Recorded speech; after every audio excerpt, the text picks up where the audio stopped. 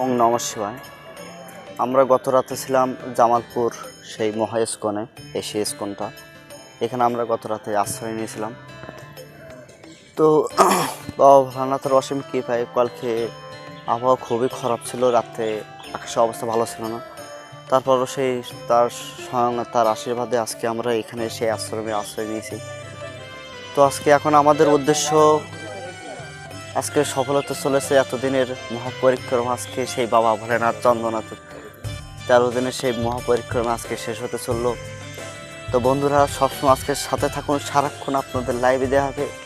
আর এই সেই জামালপুর মহা শ্রী কালীবাড়ি মন্দির, এখান থেকে প্রণাম করে আমরা ইস্কনে প্রণাম করে আজকে আমরা সেই চন্দ্রনাথ বাবার কাছে পৌঁছে যাব। হয়তো আমাদের সন্ধ্যা হয়ে যাবে যেতে, তবুও আমরা চেষ্টা করব তার কাছে পৌঁছানোর, কারণ 13 দিনের পরিক্রমা আজকে সম্পূর্ণ হতে চলেছে। মনটা ভীষণ